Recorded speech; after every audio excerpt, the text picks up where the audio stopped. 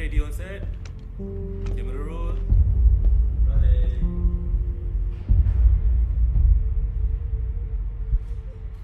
Assalamualaikum dan salam sejahtera. Nama saya Kapten Muhammad Ashraf bin Muslim dan saya juga merupakan seorang pegawai Askar Wataniah.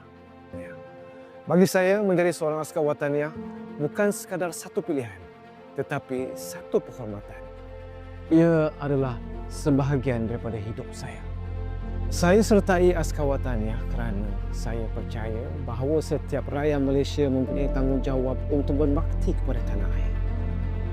Saya mencabar diri, tingkatkan disiplin dan dalam masa yang sama menyumbang sesuatu kepada negara yang saya cintai. Di sinilah saya temui erti sebenar semangat, setia kawan dan pengorbanan.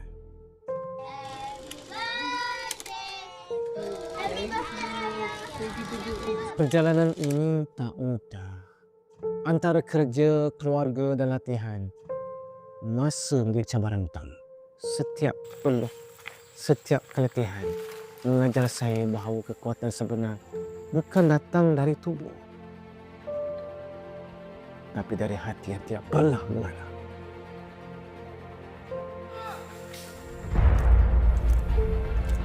Dari latihan menembak, berkawat, ilmu medan perang, masuk hutan keluar hutan, dari panas terik ke hujan lebat, setiap detik adalah pengalaman yang berharga.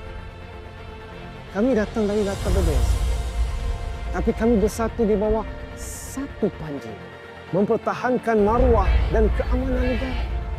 Saya berharap lebih ramai anak muda akan tampil menyahut seruan ini. Sertai kami, rasai sendiri makna perjuangan sebenar.